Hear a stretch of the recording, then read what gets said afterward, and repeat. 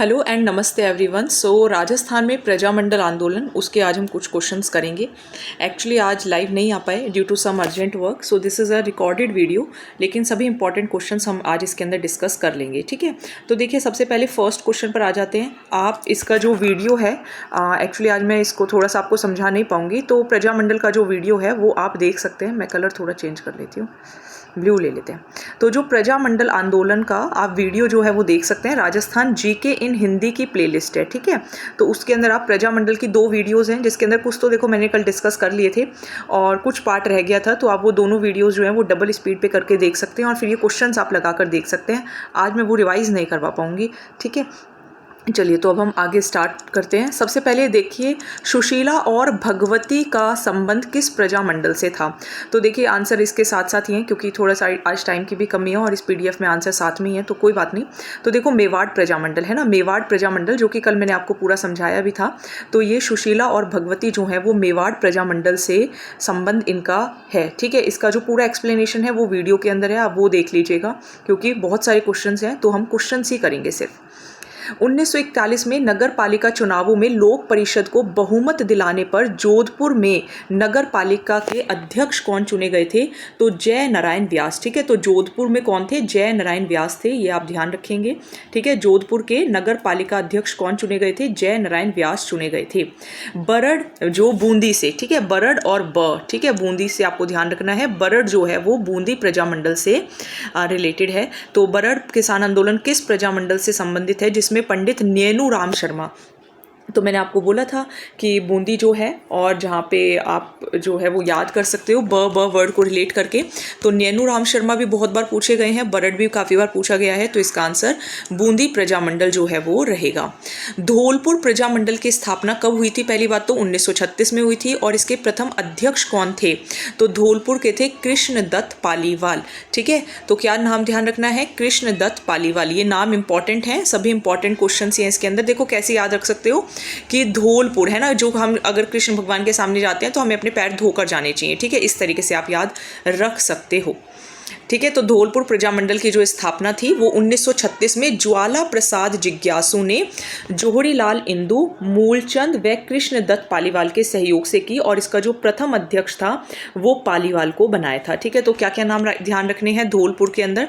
देखो मैंने आपको याद भी कराया था कि जब हम भगवान के पास जाते हैं और तो हम अपने उनको जोत लगाते हैं ना, तो ज्वाला प्रसाद आप याद कर रख सकते हो, जोहरीलाल आप याद रखो, और इसके साथ साथ में कृष्णदत्त पालीवाल के सहयोग से। ठीक है, और इसका जो प्रथम अध्यक्ष था, देखो है तो ये भी इंक्लूडेड, जोहरीलाल इंदु भी इंक्लूडेड है, लेकिन मूलचंद भी इंक्लूडेड है, यमुना प्रसाद तो है ही नहीं इंक्लूडेड, लेकिन वो पूछे अध्यक्ष किसको बनाया गया था, तो अध्यक्ष कृष्णदत्त पालीवाल को बनाया गया था। पंडित जवाहरलाल नेहरू के प्रयासों से भरतपुर में कांग्रेस मंडल की स्थापना कब हुई थी? तो 1937 में हुई थी। ठीक है, तो 37 को आप थोड़ा 70 से रिलेट कर लो, है ना, इसको मैं रब कर देती हूँ। देखो 37 को 37 को आप 37 ऐसे लिखोगे तो ये आई थिंक ऐसे ही लिखा जाएगा, है ना, तो 37 में सत्ता 37। ठीक है, तो Pandit Jawaharlal Nehru was related to Congress सत्ता, तो आप ऐसे याद रख सकते हो। चलिए नेक्स्ट पे आ जाते हैं कि रघुवर कहाँ गया, हाँ, रघुवर दयाल के नज़रबंद किए जाने के कारण बीकानेर में जो था वो जारी रहा था। ठीक है, आंदोलन जो था वो जारी रहा था, और इस दौरान बीकानेर में स्वतंत्रता दिवस कब मनाया गया था? तो देखो मैं बीकानेर में ही रहती हूँ और हम 26 जनवरी 1946 को स्वतंत्रता दिवस मनाते हैं। ठीक है, आप याद कर लीजिएगा। भरतपुर प्रजामंडल की स्थापना कब की गई? तो देखो भरतपुर, भारत में कौन रहते हैं? किशन भगवान रहते हैं ना, तो भरतपुर के अंदर किशन लाल। ठीक है, भरतपुर का किशन लाल कब? 1938 में। ठीक है, कल हमारा ये था भी, है ना, कि कब कब कौन से ईयर्स हैं, तो वो ध्यान रखने हैं। जैसे डूंगरपुर का 1944 है, ठीक है, जयपुर का 1931 है, कपूरचंद पाटनी ने की थी। 38 का ध्यान रखना, भरतपुर के अंदर 38 में किशन लाल। ठीक है, अब तो रट्टे मारना शुरू कर दो। 38 में रिवाड़ी में हुई थी, जुगल किशोर चतुर्वेदी के घर पर हुई थी। ठीक है, तो ये सब आपको ध्यान रखना है। नेक्स्ट पे आ जाते हैं, प्रजामंडल व स्वतंत्रता आंदोलन के दौरान शहीद हुई कार्यकर्ताओं का शहीद होने का दिनांक के अनुसार निम्नलिखित में से असुमेलित युग्म कौन सा है? चलिए, तो देखिए प्रजामंडल व स्वतंत्रता आंदोलन के दौरान शहीद हुए कार्यकर्ताओं का शहीद होने के दिनांक के अनुसार निम्नलिखित में से असुमेलित। तो ये थोड़े ईयर्स हैं, ये आपको याद करने होंगे, है ना, ये थोड़े से रट्टे मारने वाले हैं। तो प्रताप सिंह बारठ का ध्यान रखना, 27 मई 1918, ठीक है, 27 मई 1918। सागरमल गोपा का याद रखना। देखो सागरमल और रमेश जो स्वामी हैं, इनका थोड़ा सा जब हमारा जो भारत आज़ाद होने वाला होगा उस टाइम का है, ठीक है, जैसे 1946 और 1947 सॉरी। लेकिन कृपा जो धाकड़ हैं, कृपाजी धाकड़ का 1923 है, ठीक है, तो ये ध्यान रखेंगे। प्रताप सिंह बारठ का 1918 हो गया, कृपाजी धाकड़ का 1923 हो गया, सागरमल गोपा का 1946 हो गया और रमेश स्वामी का 1947 हो गया। इस तरीके से याद कर लीजिएगा, ठीक है। चलो बाकी क्वेश्चंस पर आ जाते हैं। नित्यानंद नागर, ऋषि दत्त मेहता व हरि मोहन माथुर आदि किस प्रजामंडल के प्रमुख नेता थे? तो देखो ये सब किससे हैं? बरड़ बूंदी से रिलेटेड था ना, तो ये बूंदी से ही रिलेटेड है। कौन कौन रिलेटेड है? नित्यानंद नागर, ऋषि दत्त मेहता, ठीक है, और हरि मोहन। तो कैसे याद करोगे? हम अपने हरि को, अपने ऋषियों को और बिल्कुल नित आनंद के साथ क्या करते हैं? बूंदी चढ़ाते हैं, ठीक है। इस तरीके से आप याद रख सकते हो। किशनगढ़, तो क से किशनगढ़ और क से कांतीलाल, ठीक है, 1939 में हुई थी, ये तो कल हमने डिस्कस किया था। नेक्स्ट पर आ जाते हैं। उदयपुर में आयोजित अखिल भारतीय देशी राज्य लोक परिषद के 7वें अधिवेशन की अध्यक्षता किसने की थी? तो जवाहरलाल नेहरू ने की थी। ये PYQ भी है कि 1945 से लेकर 1946 तक उदयपुर में पंडित जवाहरलाल नेहरू की अध्यक्षता में अखिल भारतीय देशी राज्य लोक परिषद का 7वां अधिवेशन होगा और इसमें रियासतों में उत्तरदायी शासन स्थापना की मांग की गई थी। चलो नेक्स्ट पे आ जाते हैं। जैसलमेर में 1932 में माहेश्वरी नवयुवक मंडल की स्थापना, ठीक है। तो देखो जैसलमेर के अंदर, जैसलमेर जहाँ पे सागरमल गोपा भी इंक्लूडेड थे, मीठालाल व्यास भी थे, ठीक है, और महेश्वरी, अगर आए महेश्वरी नवयुवक मंडल जो है वो किसके द्वारा, और फिर जिनके कारण उन्हें पुनः जेल में डाल दिया गया, तो रघुनाथ सिंह, ठीक है। तो वहाँ पे रघु का नाम, नाथ का नाम लेते रहेंगे, कितनी भी बार उनको जेल में डाल दो। हीरालाल शास्त्री की वजह से जो जयपुर हितकारिणी सभा थी उसका गठन किया गया, जिसका जो अध्यक्ष था वो किसे बनाया गया? तो देखो हम जयपुर का जो हितकारिणी सभा है वो किसी बच्चे को प्रोवाइड करेंगे, ठीक है, तो बालचंद शास्त्री, ठीक है, नाम ध्यान रखिएगा। देखो कपूरचंद पाटिल ने 1931 में किया था, जमनालाल बजाज इसके अध्यक्ष बने थे इसके बाद, ठीक है, सबसे पहले। लेकिन जयपुर हितकारिणी सभा का अध्यक्ष किसको बनाया गया? बालचंद शास्त्री को बनाया गया। नारायणी देवी एवं स्नेहलता वर्मा किस प्रजामंडल से संबंधित रही हैं? तो नारायणी देवी वही माणिक्यलाल वर्मा की पत्नी थी, है ना, जिनको फिर निकाल दिया गया था। तो ये मेवाड़ प्रजामंडल से इनकी संबंधित है। ये कल की वीडियो के अंदर मैंने समझाए भी थे कुछ, है ना, और कुछ हमारे रह गए थे। चलिए, लेकिन वो 2 वीडियोस अवेलेबल हैं चैनल पर, आप उनको सुन के क्वेश्चंस करेंगे तो आपके पक्का क्वेश्चंस जो हैं वो लग जाएंगे। मेवाड़ महाराणा ने किस वर्ष प्रजामंडल के सदस्यों से युक्त संविधान निर्मात्री सभा का गठन किया? तो 1946 में किया था। जयपुर प्रजामंडल और जो आज़ाद मोर्चा थी, देखो आज़ाद मोर्चा जब इन्होंने मना कर दिया था, जब जेंटलमैन एग्रीमेंट हुआ था तो मना कर दिया गया था कि हम भारत छोड़ो आंदोलन में साथ नहीं देंगे, लेकिन फिर आज़ाद मोर्चा निकाला गया था, है ना। तो इसके बीच में मध्यस्थता कब हुई थी?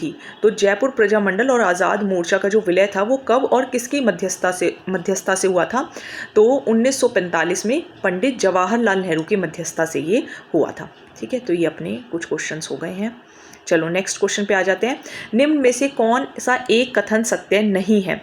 सुभाष चंद्र बोस विदेश से लौटते समय 23 जनवरी 1938 को जोधपुर हवाई अड्डे पर उतरे थे।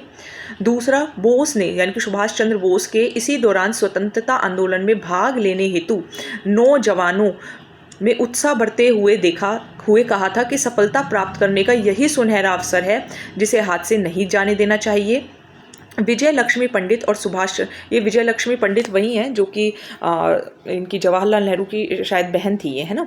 तो सुभाष चंद्र बोस के जोधपुर आगमन पर आंदोलन का बल दिया तथा 1939 में जय नारायण व्यास पर से प्रतिबंध हटा लिए गए। तो सभी कथन जो हैं वो सत्य हैं, ठीक है, तो ये ध्यान रखने हैं।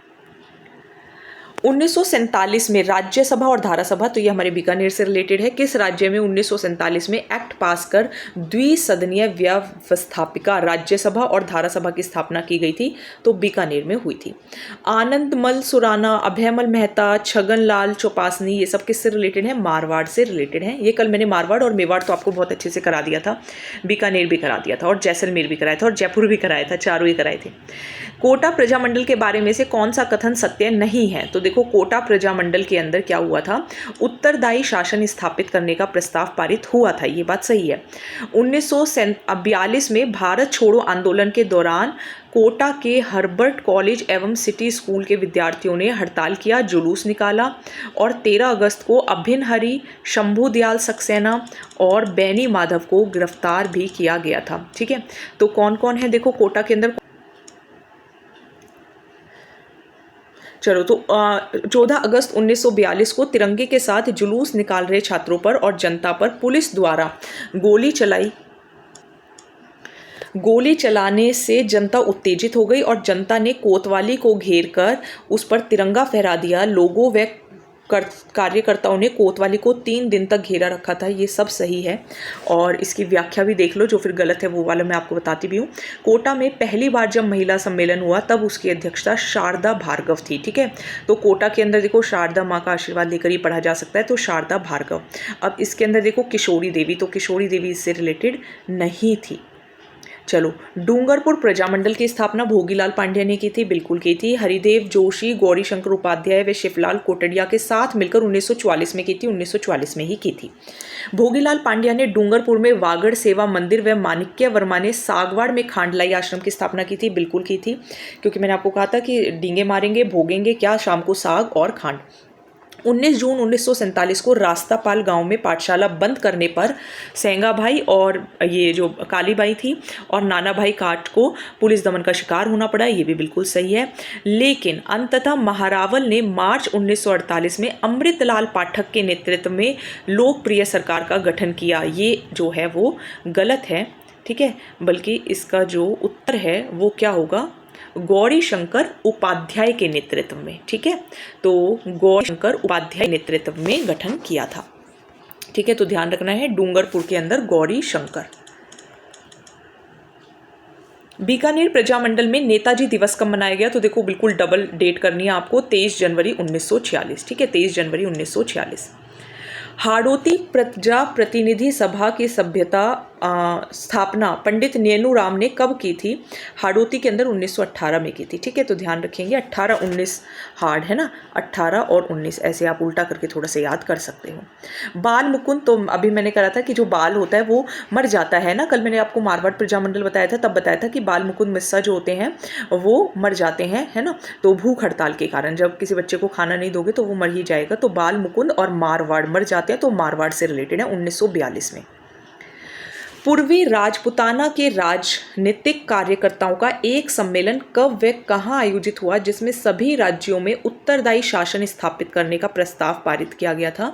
तो धौलपुर में 1940 भदई गांव। ठीक है, ये याद कर लेना, ये वाला क्वेश्चन कि पूर्वी राजपुताना में उत्तरदायी शासन का प्रस्ताव पार हुआ था, कब हुआ था? 1940 भदई गांव धौलपुर के अंदर।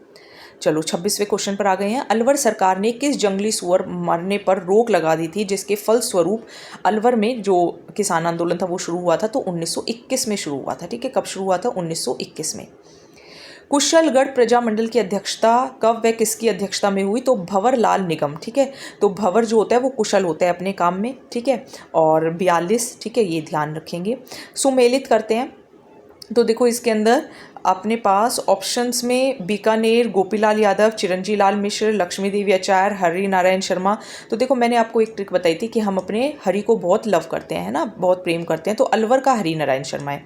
अब पहले इसी के थ्रू देखते हैं आंसर फाइंड हो पाता है या फिर नहीं हो पाता है। ठीक है, चलो देखें, तो अपना सी का आंसर बनता है 4th। तो देखो सी का आंसर 4th 1 में ही है ना, सी का आंसर 4th 1 में ही है। एक बार बाकी भी मैं आपको करा देती हूँ। देखो जयपुर के अंदर जमनालाल बजाज सबको याद रहता है, कपूरचंद पाटनी याद रहता है, लेकिन जयपुर का लक्ष्मी देव आचार्य भी याद रखेंगे। बीकानेर हमारे यहाँ के थे चिरंजी लाल मिश्रा।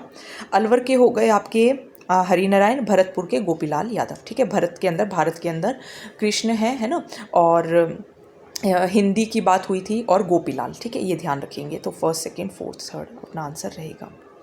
चलिए, जयपुर महाराजा ने शिक्षा, लोक आंदोलन एवं राज्य हित के वैधानिक सुधारों पर विचार के लिए किस वर्ष एक संवैधानिक समिति का गठन किया? तो देखो, जयपुर जो महाराजा थे ये क्या थे, क्या कि हमें भारत छोड़ो आंदोलन से दूर रहना है। ठीक है, ये ध्यान रखेंगे। 26 अक्टूबर 1942। तो ये जेंटलमैन एग्रीमेंट भी करते हैं।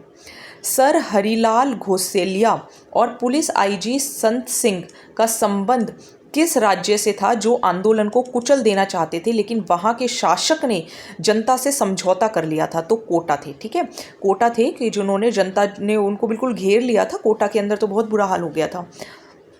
चलिए नेक्स्ट क्वेश्चन पे आ जाते हैं। आदित्येंद्र ठाकुर देशराज और रेवती शरण शर्मा तथा मोतीलाल यादव किस प्रजामंडल से रिलेटेड हैं? तो देखो, ये सब मैंने थोड़े बहुत ट्रिक से आपको बताए हुए हैं। ठीक है, हम अपने देश भारत में रहते हैं, है ना, हमारी शरण जो है वो भारत में है। ठीक है, और मोतीलाल यादव और आदित्येंद्र जो है वो आप अलग से याद कर सकते हैं। भंवरलाल कवि, चिरंजीलाल, कल्याणदास व राम गोपाल आदि ने किस राज्य में जागृति लाने हेतु खादी का प्रचार, हरिजनों के उद्धार कार्य व बेगार के विरोध में आंदोलन चलाया? तो देखो, करौली के अंदर, है ना, करो जय। तो यहाँ पे कौन कौन आप नाम याद रखेंगे? भंवरलाल।